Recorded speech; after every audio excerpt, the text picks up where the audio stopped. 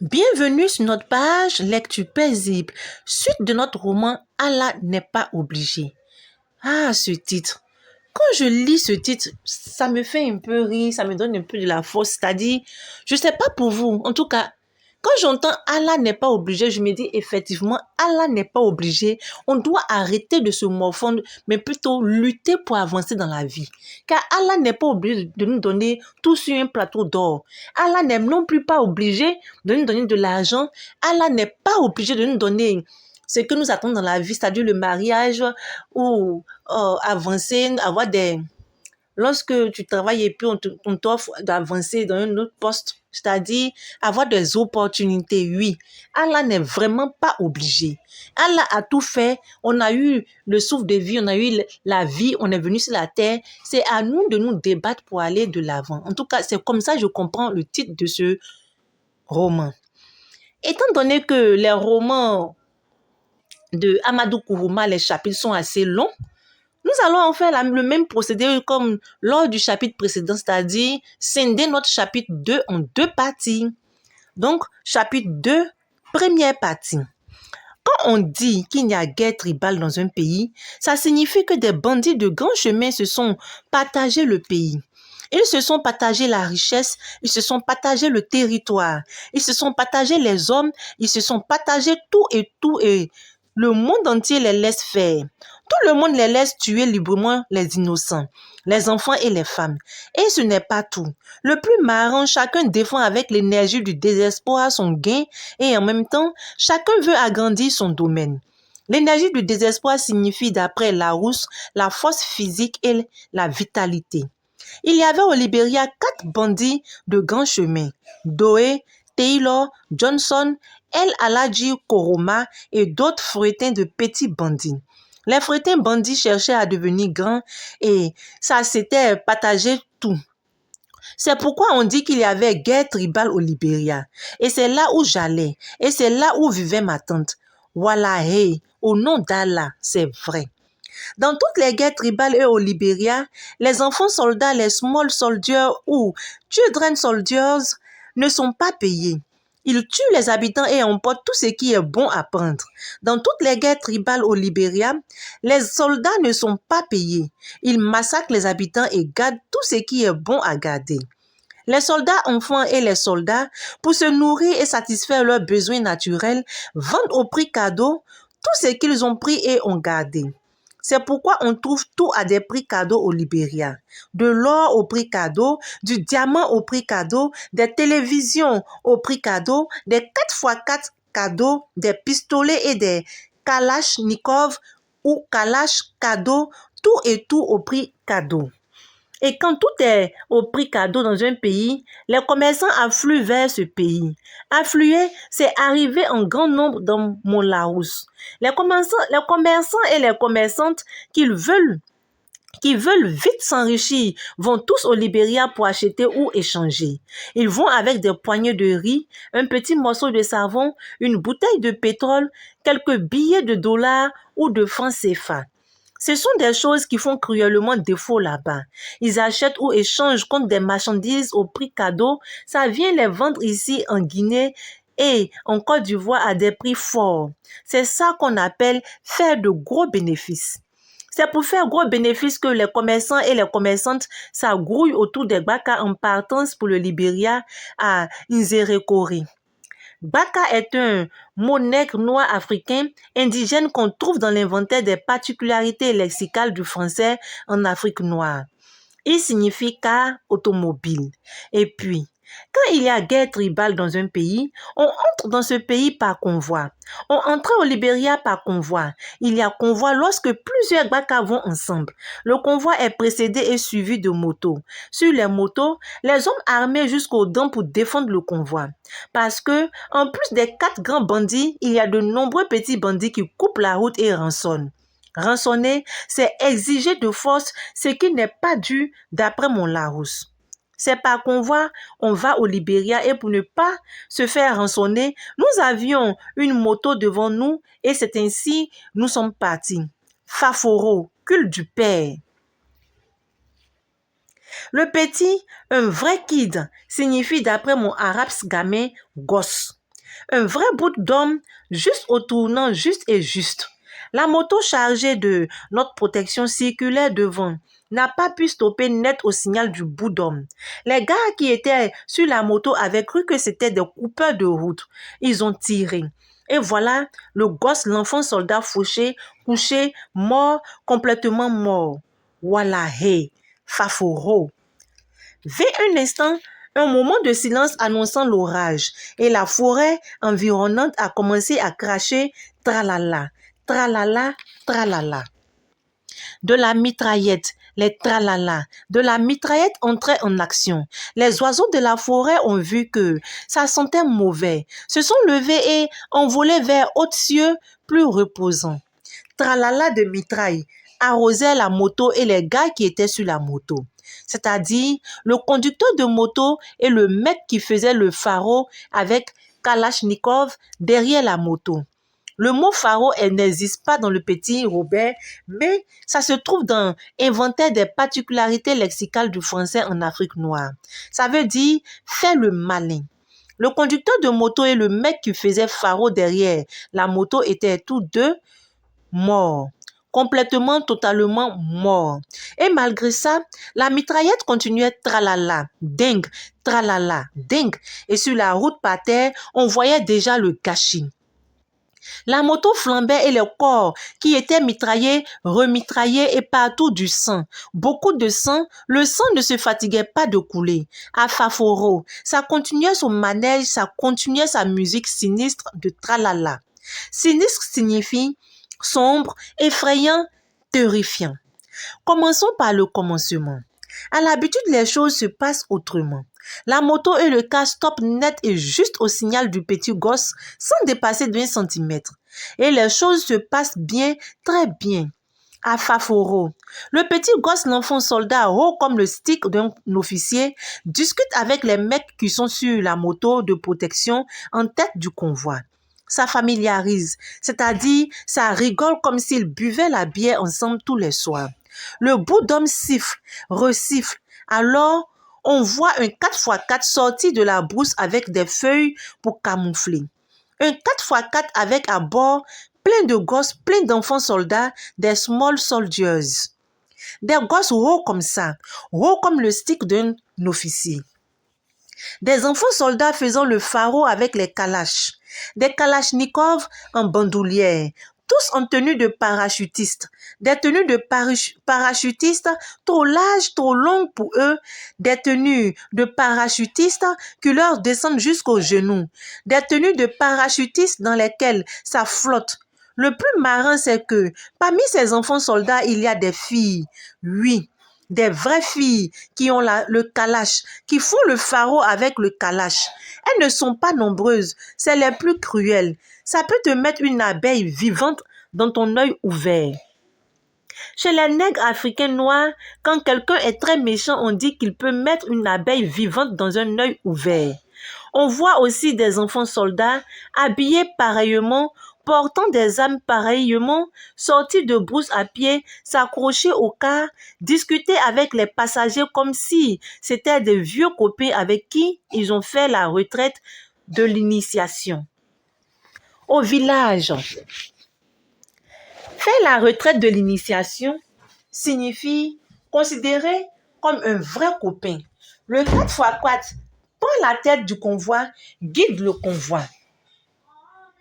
On arrive au camp retranché au colonel Papa le Bon. Tout est déballé, pesé ou estimé. Les tasses des douanes sont calculées selon la valeur. De gros palabres s'engagent, ça discute fort et puis l'accord se conclut. Ça paie, repaie et en nature du riz, du manioc, du fonio ou en dollars américains. Oui, en dollars américains. Le colonel Papa, le Bon, organise une messe œcuménique. Dans mon Larousse, œcuménique signifie une messe dans laquelle ça parle de Jésus-Christ, de Mahomet ou de Bouddha. Oui, le colonel Le Bon organise une messe œcuménique. Ça se fait plein de bénédictions. Et on se sépare. C'est comme ça que ça se passe. Parce que le colonel Papa le Bon, c'est le représentant, le prédicateur de NPFL. NPFL, c'est l'abréviation en anglais de National Patriotic Front of Liberia. En bon français, ça signifie Front National Patriotique du Libéria. NPFL est le mouvement du bandit Taylor qui sème la terreur dans la région. Mais avec nous, ça s'est pas passé du tout comme ça. Les gars chargés de la protection sur la moto ont cru que c'était des coupeurs de route et ils ont tiré et ça a déclenché. Après les tralala de la mitraillette, on a entendu que les tralala de la mitraillette. Les mecs qui étaient à l'âme étaient des fous de la mitraille et ça a continué à tirer. Et quand le gâchis était fait, bien fait, ça s'est enfin arrêté. Pendant ce temps, dans le cas, nous étions tous comme des dingues. Ça hurlait les noms de tous les mânes, de tous les génies protecteurs de la terre et du ciel. Ça faisait un boucan de tonnerre et tout ça parce que le mec qui était devant, mec qui faisait le pharaon avec le kalash, a tiré sur l'enfant soldat. Yacouba avait bien vu ça tout de suite au moment de l'embarquement. Il avait diagnostiqué que le mec derrière la moto se portait pas bien. C'est lui qui le premier a tiré. Il avait cru que c'était des petits bandits, des vulgaires coupeurs de route. Il a tiré et les conséquences étaient là, bien là. Nous avons vu apparaître un enfant soldat. Un small soldier, c'était pas plus haut que le stick d'un officier. Un enfant soldat en tenue de parachutiste, beaucoup trop grande. C'était une fille. Ça sortait d'un pas hésitant. C'est comme ça on dit quand le pas est peureux, mal assuré. Et puis, ça a regardé le travail accompli par la mitraille, examiné comme si un mec pouvait se relever alors que tout le monde était mort et même le sang était fatigué de couler. Il s'est arrêté et puis ça a sifflé et resifflé fort. Et de partout on débouchait des enfants soldats, tous habillés pareil que le premier, tous faisant le pharaon avec le kalash. Ça nous a encerclés d'abord et puis ça a crié. Descendez des cars les mains en l'air. Et nous avons commencé à descendre les mains en l'air. Les soldats, les enfants soldats étaient en colère, rouges de colère. On ne doit pas dire pour des nègres rouges de colère. Les nègres ne deviennent jamais rouges, ils renfrognent. Donc, les small soldiers s'étaient renfrognés. Ils pleuraient de rage, ils pleuraient leurs camarades qui étaient morts. Nous avons commencé à descendre, un à un, l'un à la suite de l'autre. Un soldat s'occupait des bijoux, il arrachait les boucles d'oreilles et les colliers et les mettait dans un sac que tenait un autre. Les enfants soldats décoiffaient, déshabillaient, déchaussaient chacun. Si le caleçon était beau, le prenait.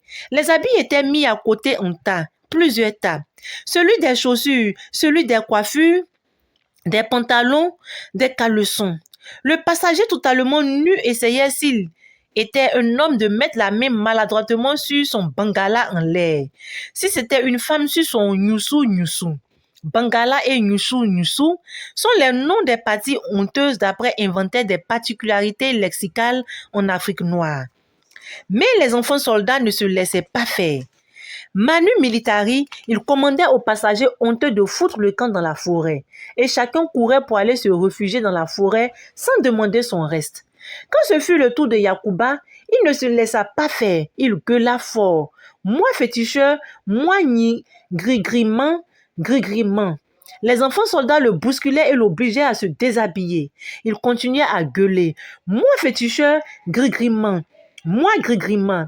Même nu essayant de couvrir le bangala, il continuait à crier. Grigrimant, féticheur. Et lorsqu'il l'envoyait dans la forêt, il en revint en criant toujours. Grigrimant, féticheur. Makou, le commandaient les enfants soldats en pointant le kalash dans son cul. Makou se trouve dans l'inventaire des particularités du français, lexical du français d'Afrique noire. Ça veut dire silence. Et il fit silence et s'arrêta au bord de la route, la main devant sur la partie honteuse. Vint mon tour. J'ai pas laissé me monter sur les pieds moi aussi. J'ai chialé comme un enfant pourri. Enfant soldat, small soldier, soldat enfant, je veux devenir un enfant soldat. Je veux aller chez ma tante à Niangbo. Ils ont commencé à me déshabiller et moi, j'ai continué à chialer, à chialer. Small soldier, moi enfant soldat, moi soldat enfant. Ils m'ont commandé de joindre la forêt, j'ai refusé et suis resté le bangala en l'air. Je m'en fous de la décence. Je suis un enfant de la rue. Décence signifie respect des bonnes mœurs d'après le petit Robert. Je m'en fous des bonnes mœurs. J'ai continué à chialer. Un des enfants soldats a braqué le calache dans mon cul et m'a commandé « Avale, avale » et je me suis macou. Je tremblais, mes lèvres tremblaient comme le fondement d'une chèvre qui attend un bouc. Fondement signifie anus, fesse. J'avais envie de faire pipi, de faire caca, de tout et tout. Voilà, hey. Mais vu le tour d'une femme, une mère, elle est descendue du car avec son bébé sur le bras. Une balle perdue avait troué, zigouillé le pauvre bébé. La mère ne se laissa pas faire, elle aussi. Elle a refusé de se déshabiller, ils ont arraché son pagne. Elle a refusé d'entrer dans la forêt, elle est restée à côté de moi et Yacouba. Sur le bas-côté de la route avec son bébé mort sur le bras. Elle a commencé à chialer. Mon bébé, voilà, hey, voilà, hey. Quand j'ai vu ça, j'ai repris ma musique d'enfant pourri. Je veux aller à Niangbo. Je veux devenir un soldat enfant. Fafaro, Faforo, voilà, hey, Yamoko Dei. Le conseil était devenu trop retentissant, trop fort, ils se sont occupés de nous. Ils nous ont commandé, fermez la gueule, et nous avons macou. Ne bougez plus. Et nous sommes restés quiètes comme des macabées. Et nous sommes restés tous les trois au bas-côté de la route comme des couillons au carré. Et voilà un 4x4 qui débouche de la forêt. Plein d'enfants soldats sans attendre un signal, ils ont commencé à tout piller dans les cars. Ils ont pris tout ce qui était bon à prendre. Ils les ont empilés dans le 4x4. Le 4x4 a fait plusieurs allers et retours au village. Après le contenu des cars, ils se sont intéressés au tas de chaussures, d'habits, de coiffures. Ils les ont empilés dans le 4x4 qui a fait encore plusieurs allers et retours. À son dernier voyage, c'est revenu avec le colonel Papa Lebon. Voilà, hey! Le colonel Papa Lebon était sensationnellement accoutré. Accoutré, c'est s'habiller bizarrement d'après mon Larousse. Le colonel Papa Lebon avait d'abord le galon de colonel. C'est la guerre tribale qui voulait ça. Le colonel Papa Lebon portait une soutane blanche serrée à la ceinture par une lanière de peau noire. Ceinture soutenue par des bretelles de peau noire croisées au dos et sur la poitrine. Le colonel Papa Lebon portait une mitre de cardinal. Le colonel Papa Lebon s'appuyait sur une canne pontificale, une canne ayant au bout une croix. Le colonel Papa Lebon tenait à la main gauche de la Bible. Pour couronner le tout, compléter le tableau, le colonel Papa Lebon portait sur la soutane blanche un kalachnikov en bandoulière. L'inséparable kalachnikov qu'il traînait nuit et jour et partout. Ça, c'est la guerre tribale qui voulait ça. Le colonel Papa Lebon est descendu du 4x4 en pleurant, sans blague, en pleurant comme un vrai gosse. Il est allé se pencher sur le corps de l'enfant soldat, le corps du petit qui avait arrêté le convoi. Il a prié et prié encore. Le colonel Papa Lebon est venu vers nous, avec tout ce qu'il portait, tout et tout. J'ai commencé à chialer. Je veux être soldat, enfant soldat. Small soldier, child soldier. Je veux ma tante à Niangbo. Un enfant soldat en âme a voulu me faire ravaler mes sanglots. Le colonel, le Papa Lebon, s'est opposé. Il est venu me caresser la tête comme un vrai père. J'étais content et fier comme un champion de lutte sénégalaise. J'ai arrêté de pleurer. Le colonel Papa Lebon, dans sa majesté, a fait un signe. Le signe qui voulait dire qu'on devait m'emmener. On m'a donné un pagne. Le pagne, je l'ai noué autour des fesses. Il s'est approché de Yacouba qui a entonné sa chanson. Je suis Grigriman, je suis féticheur. Il a fait un signe et on a apporté un pagne à Yacouba qui a caché sa partie honteuse. Son bangala s'était rétréci. Le colonel Papa Lebon s'est approché de la mère avec le bébé. Il a regardé puis regardé. Elle était débraillée. Elle n'avait plus de pagne et son caleçon cachait mal le nyusu nyusu. Nyusu signifie sexe de femme. Elle avait un charme sexuel. Elle avait un sexe à voluptueux. Apule signifie donne envie de faire l'amour. Le colonel Papa le Bon a voulu partir, puis il est revenu. Il est revenu parce que la femme avait un cesse apule, puis il est revenu. Il est revenu parce que la femme avait un cesse épule voluptueux. Il est revenu caresser le bébé. Il a demandé qu'on vienne chercher le corps du bébé. Ils sont arrivés avec un brancard de fortune pour prendre le bébé. On dit brancard de fortune quand le brancard a été fait vite et par manque. C'est dans le petit Robert. Le corps du bébé et celui du petit ont été hissés dans le 4x4 par le brancard de fortune. Le colonel Papa le Bon est monté dans la voiture. 4 enfants soldats en armes sont montés dans la voiture à côté du colonel Papa le Bon. La voiture a démarré. Les autres ont suivi pied la route. Oui, pied la route. Je vous l'avais déjà dit. Pied la route signifie marcher. Nous les avons suivis. Nous, c'est-à-dire Yacouba, la mère du bébé et votre serviteur. C'est-à-dire moi-même, l'enfant de la rue en chair et en os. La voiture s'est dirigée vers le village. Ça a monté la côte vers le village, doucement et en silence. Doucement et en silence parce qu'il y avait des morts à bord. C'est comme ça dans la vie tous les jours. Quand il y a des morts à bord, forcément, on va doucement et en silence. Nous étions optimistes parce qu'Allah, dans son immense bonté, ne laisse jamais vide une bouche qu'il a créée. Faforo.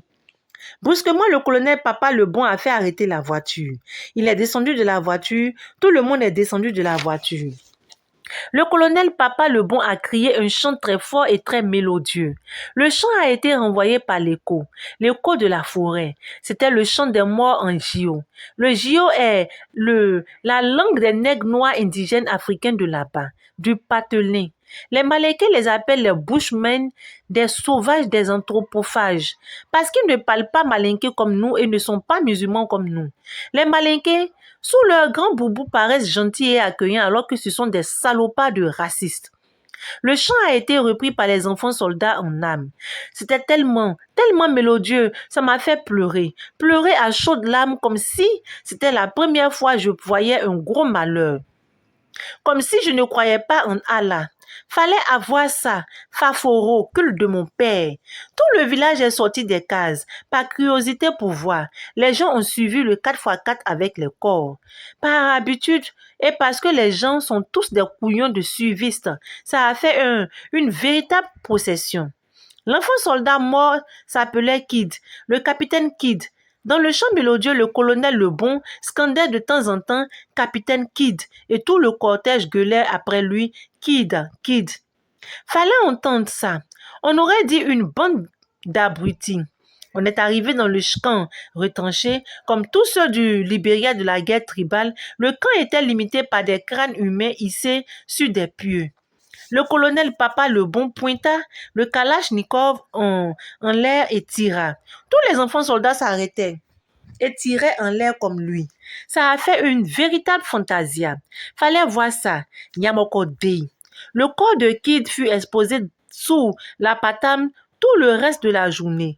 Apatam existe dans l'inventaire des particularités. Je l'ai déjà expliqué.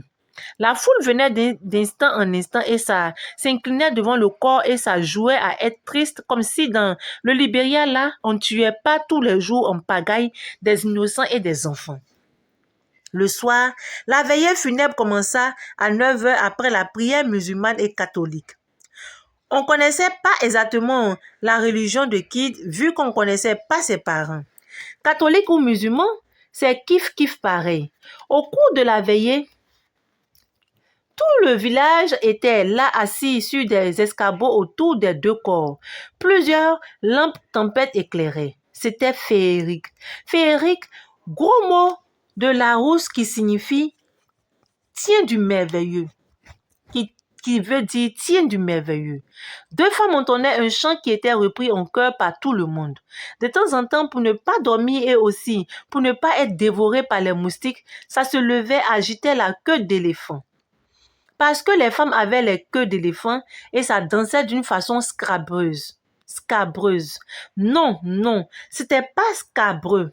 C'était endiablé. Scabreux signifie indécent, osé d'après le petit Robert. Brusquement, on entendit un cri venant d'une d'une profondeur insondable. Ça annonçait l'entrée du colonel Papa Lebon dans la danse, l'entrée du chef de la cérémonie dans le cercle. Tout le monde se leva et se décoiffa parce que c'était lui le chef, le patron des lieux. Et on vit le colonel Papa Lebon complètement transformé. Complètement alors, voilà, hé, c'est vrai. Sa tête était ceinte d'un cordon multicolore. Il avait le torse nu. Ça avait les muscles d'un taureau et ça m'a fait plaisir de voir un homme si bien nourri et si fort dans ce Libéria de famine.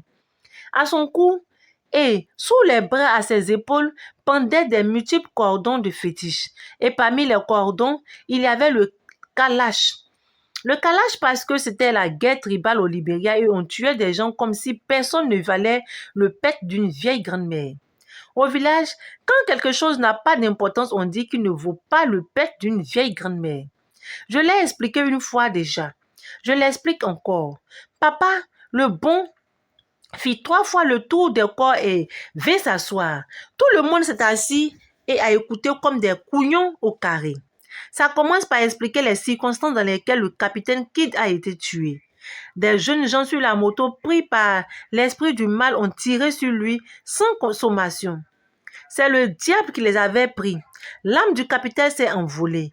Nous allons bien le pleurer. Nous ne pouvions pas enlever le diable dans le cœur de tous les passagers du convoi, dans l'esprit de tous les responsables du décès du capitaine.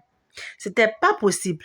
Alors, nous en avons tué quelques-uns, mais comme Dieu dit, de ne pas trop tuer, de moins tuer, nous avons abandonné, laissé les autres dans l'état dans lequel ils sont arrivés sur terre. Nous les avons laissés nus. C'est ce que Dieu a dit. Quand les gens te font trop de mal, tu les tues moins, mais tu les laisses dans l'état où ils sont arrivés sur terre. Tout leur bien qui était dans le cas, tout ce qu'ils avaient sur eux a été amené ici.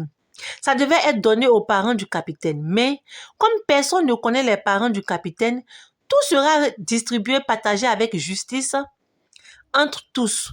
Les enfants soldats, les copains du capitaine Kidd. Les enfants soldats vendront ce que leur donnera et ils se feront des dollars. Avec les dollars, ils pourront acheter du hashish en plein. Dieu punira ceux qui ont fait le mal de tuer le capitaine Kidd. Après, il annonça que ça allait entreprendre. Voilà, rechercher le sorcier mangeur d'âmes. Le mangeur d'âmes qui avait bouffé le soldat enfant, le capitaine Kidd, Joko Joko. Joko Joko signifie de toute manière, d'après, elle inventait des particularités. Ça allait le débusquer sous n'importe forme, ça se cachait. Ça allait danser toute la nuit et, s'il le fallait, une journée entière encore. Ça n'arrêtera pas tant qu'il ne l'aura pas trouvé, tant que ça n'aura pas été totalement confondu. Car confondu signifie, d'après Larousse, que le sorcier reconnaît par sa propre bouche son forfait. Le colonel Papa Lebon, pour être plus sérieux, plus disponible, se débarrassa de son kalash. Ça le plaça pas loin. Il le plaça à la portée de main parce que c'était la guerre et on mourait comme des mouches dans le Libéria de la guerre tribale. Et les tam-tams reprirent de plus belles, de plus endiablés, de plus trépidants, et les chants plus mélodieux que chez Rossignol même. De temps en temps, ça servait du vin de palme. De temps en temps, le colonel Papa Lebon buvait du vin de palme. Ça donnait au vin de palme. Or, le vin de palme n'est pas très bon pour le colonel Papa Lebon. Pas du tout bon. Toute la nuit, il en a bu, tellement bu, qu'à la fin, il était totalement saoul, complètement dingue. Dingue signifie inconscient. C'est vers 4 heures du matin, totalement saoul, que ça se dirigea, à pas hésitant, vers le cercle des femmes. Et là, il se saisit vigoureusement d'une vieille qui était elle aussi à demi endormie. C'était elle et pas une autre qui avait mangé l'âme du brave soldat enfant Kidd.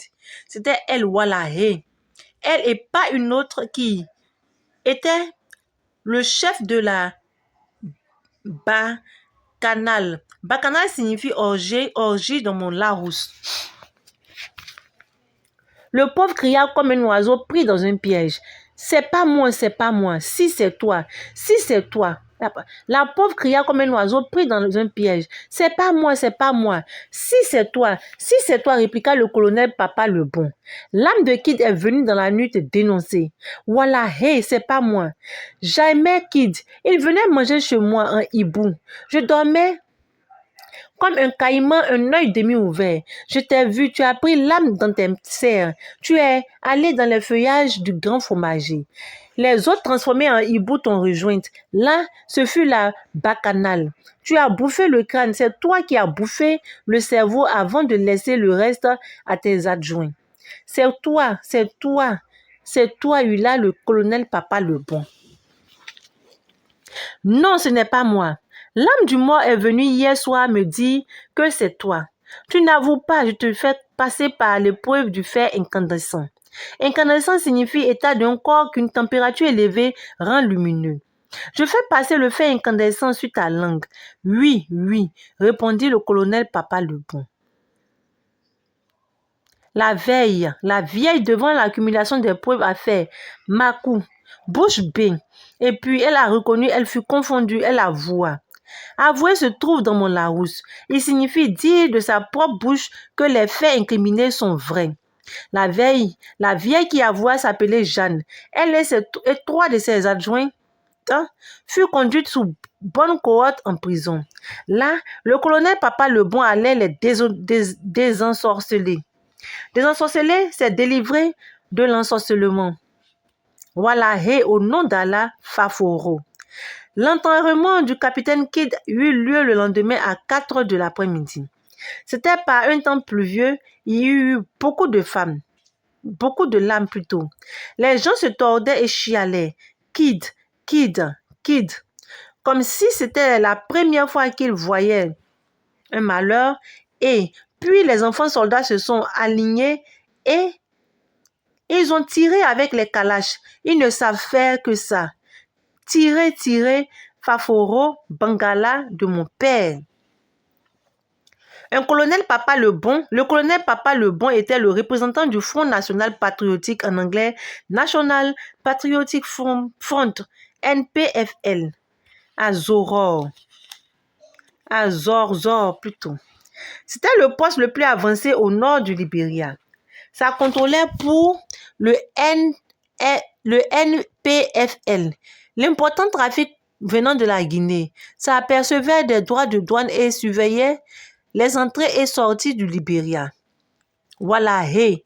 Le colonel Papa le Bon était quelqu'un du Front National Patriotique, un homme important de la faction de Taylor. Qui était le bandit, le grand chemin Taylor? On a entendu parler de Taylor la première fois au Libéria quand il a réussi le fameux coup de gangstérisme qui mit le trésor public libérien à genoux.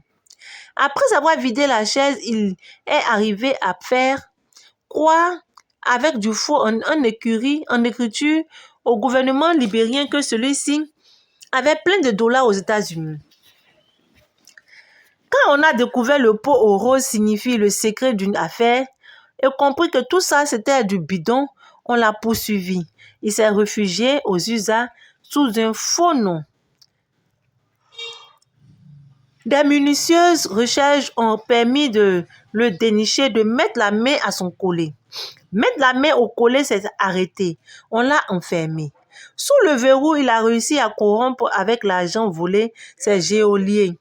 Il s'est enfui en Libye où il s'est présenté à Kadhafi comme le chef intraitable de l'opposition. Au régime sanguinaire et dictatorial de Samuel Doe, Kadhafi, le dictateur de Libye, qui devait depuis longtemps chercher à déstabiliser Doe, l'a embrassé sur la bouche. Il les a envoyés, lui et ses partisans, dans le camp où la Libye fabrique des terroristes. La Libye a toujours eu un tel camp depuis que Kadhafi est arrivé au pouvoir dans ce pays. Dans ce camp, Taylor et ses partisans ont appris la technique et la guérilla. Ce n'est pas tout. Il a refilé à Compaoré, le dictateur du Burkina Faso, avec plein d'éloges comme si c'était un homme recommandable. Compaoré, le dictateur du Burkina, l'a recommandé de cœur, un saint, au fouet qui en voulait.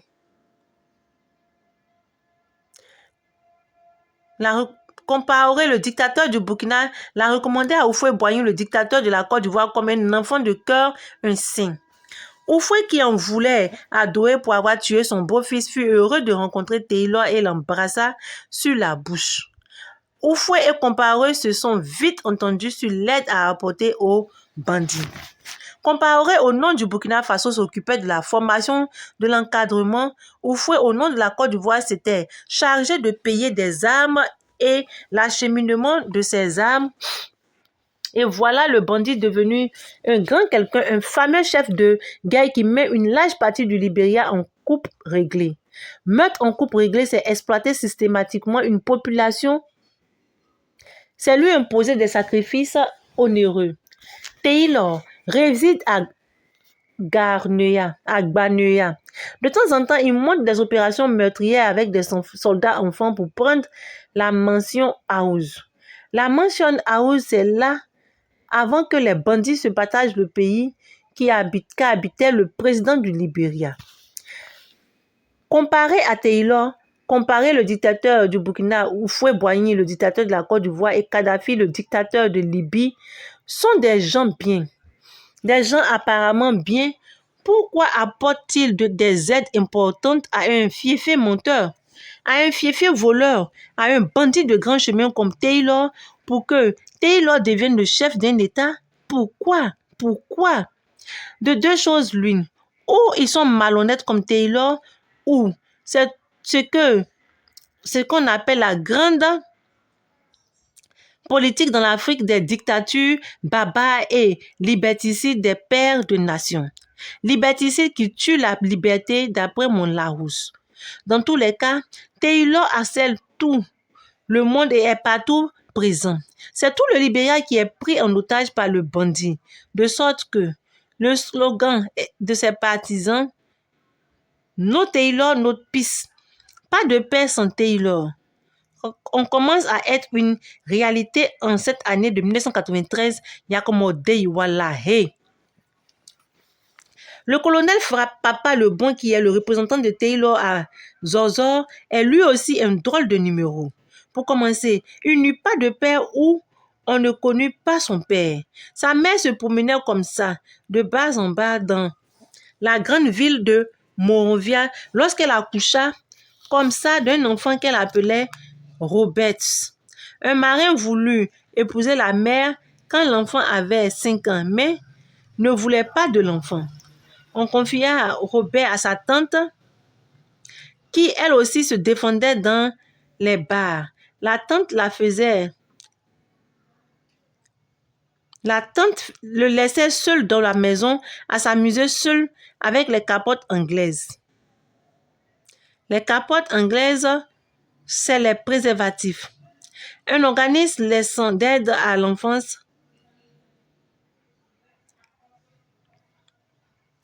Les capotes anglaises, c'est les préservatifs. Un organisme d'aide à l'enfance s'en aperçut. Il prit Roberts, le plaça dans une orphelinat tenue par les bonnes sœurs. Robert fit de brillantes études. Il voulut être prêtre, on l'envoya aux États-Unis. Après ses études, il revint au Libéria pour se faire ordonner. C'était trop tard, c'était la guerre tribale au Libéria. Il n'y avait plus rien, plus d'église, plus d'organisation, plus d'archives. Il voulut retourner aux États-Unis et là-bas attendre peinard des jours meilleurs.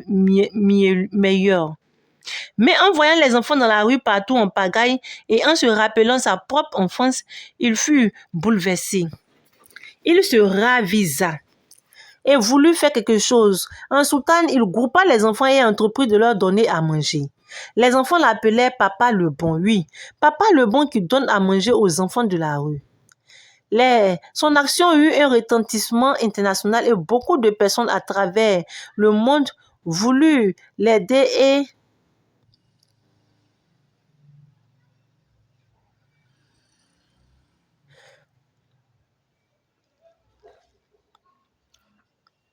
il voulut retourner aux USA. Je réponds. Après ses études, il revient au Libéria pour se faire ordonner. C'était trop tard. C'était la guerre tribale au Libéria. Il n'y avait plus rien, pas d'église, pas d'organisation, pas d'archives. Il voulut retourner aux USA et là-bas attendre peinard des jours meilleurs. Mais en voyant les enfants dans la rue partout en pagaille et en se rappelant sa propre enfance, il fut bouleversé.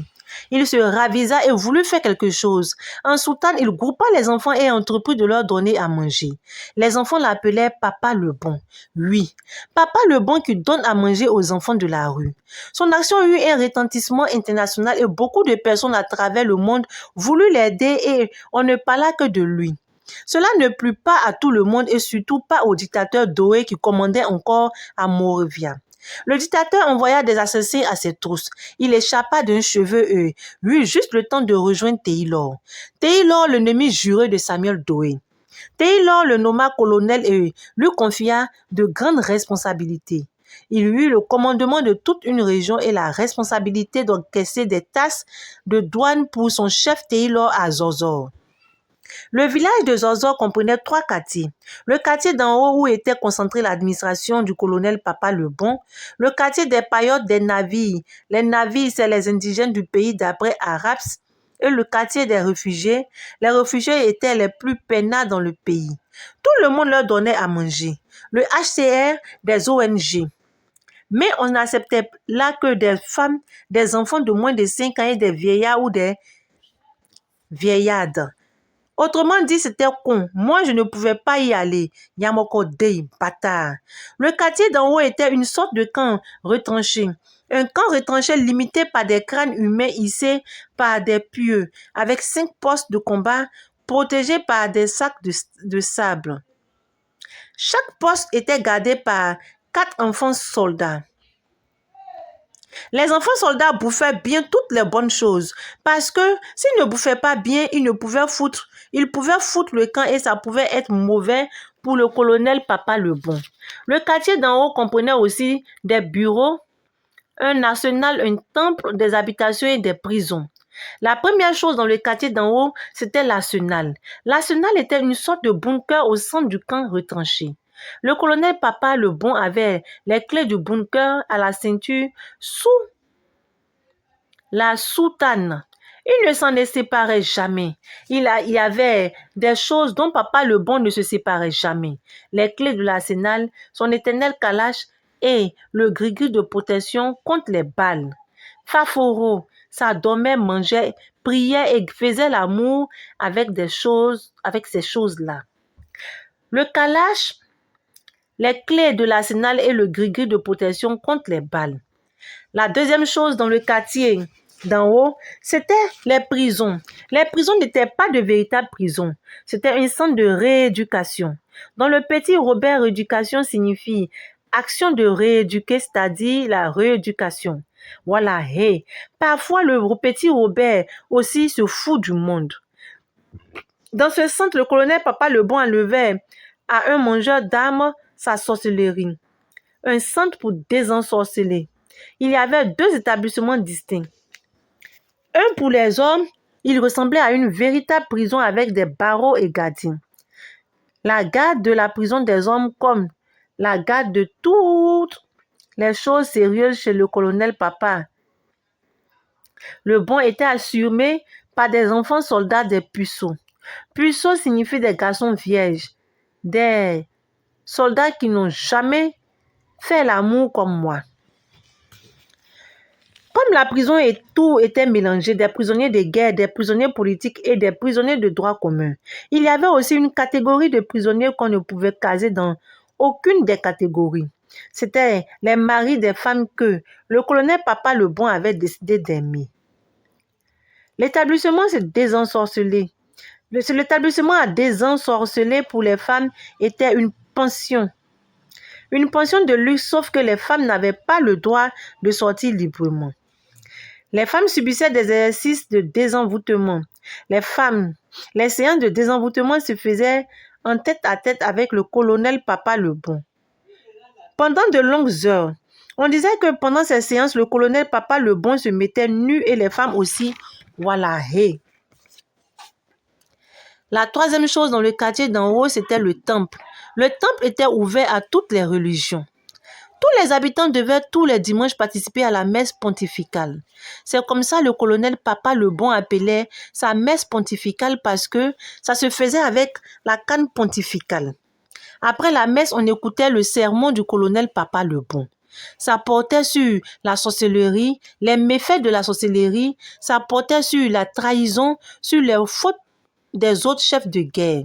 Johnson Koroma, Robert Sikié, Samuel Doe.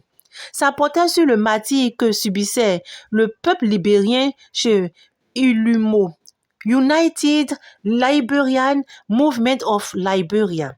Mouvement uni de libération pour le Libéria. Chez le LPC, le Liberian Peace Council. Chez NPFL Koroma. C'est dans le temple que les passagers venaient assister à la messe œcuménique. Après la messe œcuménique, il y avait un sermon. Le sermon était pareil à celui qui se disait d'après la messe pontificale. Enfin, la quatrième chose, il y avait des maisons en paille et en tôle ondulée, une dizaine dont 5 étaient réservées au colonel Papa Lebon. On ne savait jamais où le colonel Papa Lebon passait la nuit. Parce que le colonel Papa Lebon était un grand quelqu'un pendant la guerre tribale. Un grand quelqu'un, on ne sait jamais où ça dort pendant la guerre tribale. C'est la guerre tribale qui veut ça. Les 5 autres maisons servaient de casernement aux soldats enfants. Le casernement des enfants soldats, Faforo, on se couchait à même le sol sur des nattes et on mangeait n'importe quoi et partout. Le village des natifs, des indigènes. 2. Zorzor s'étendait à 1 kilomètre du camp retranché. Il comprenait des maisons et des cases en torchis. Les habitants étaient des Yakou et des Jio. Les Yakou et les Jio, c'était les noms des nègres noirs africains indigènes de la région du pays. Les Yakou et les Jios étaient des ennemis héréditaires des Guérés et des Kras. Guérés et Kras sont les noms d'autres nègres noirs africains indigènes d'une autre région du foutu Libéria. Quand un Kran ou un Guéré arrivait à Zorzor, on le torturait avant de le laisser parce que c'est la loi de guerre tribale qui veut ça. Dans les guerres tribales, on ne veut pas les hommes d'une autre tribu différente de notre tribu. Ainsi s'achève la première partie de notre chapitre 2. Je vous dis à très bientôt avec la deuxième partie du chapitre 2. Bye!